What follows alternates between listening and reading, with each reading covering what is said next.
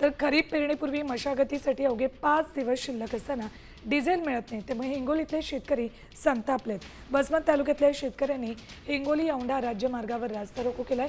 चौंडी गावाजवळ झालेल्या आंदोलनामुळे वाहनांच्या लांबच लांब रांगा लागल्यात। डिझेल तातडीनं उपलब्ध करून द्यावं, अन्यथा रस्त्यावरच प्राण सोडू असा इशारा आंदोलकांनी दिलाय। केंद्र सरकारविरोधात जोरदार घोषणाबाजीही केली।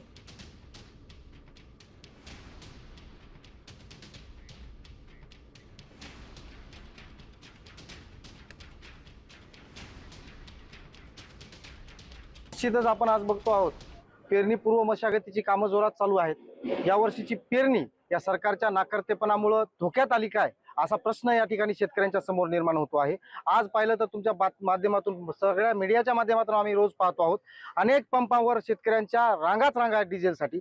शेतीची मशागत कशी करायची, येणाऱ्या काळामध्ये अवघ्या काही दिवसामध्ये पेरणीचे दिवस येऊन राहिलेत आणि अशा वेळेस जर शेतकऱ्यांना डिझेल हे सरकार देऊ शकत नसेल तर सरकार शेतकऱ्यांचं सरकार कसं म्हणून घेऊ शकते। त्याचबरोबर शक्तीपीठ महामार्गाचा विषय असेल, आमच्या भाकर तुकडा लेकरांचा आयुष्याची कमाई ही या शक्तीपीठ महामार्गाच्या माध्यमातून।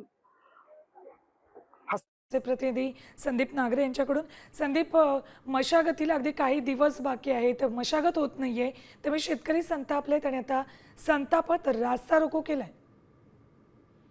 नक्कीच आपण जर पाहिलं तर जिल्हाभरामध्ये सध्या शेतकऱ्यांना डिझेल मिळत नाहीये। अगदी 10 दिवसावरती संपूर्ण मशागतीची तयारी येऊन झेपलेली आहे। पाऊस पडणार आहे, मात्र अशा कठीण परिस्थितीमध्ये डिझेल मिळत नसल्यामुळं वसमत हिंगोली रोडवरती हे रास्ता रोको आंदोलन करण्यात आलेलं आहे। तब्बल तासभर या सगळ्या शेतकऱ्यांनी वाहने रोखलेली होती, मात्र महसूल प्रशासन आणि पोलिसांनी या शेतकऱ्यांची समजूत काढलेली आहे।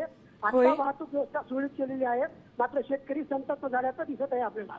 ठीक, धन्यवाद संदीप संपूर्ण माहितीसाठी।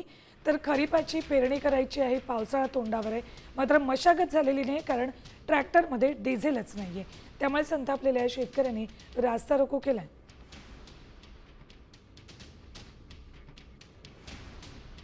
हिंगोलीमधली ही दृश्य आहेत। हिंगोलीमधले शेतकरी थेट महामार्गावर उतरलेत आणि रास्ता रोको करत त्यांनी केंद्र सरकारविरोधात जोरदार घोषणाबाजी केली।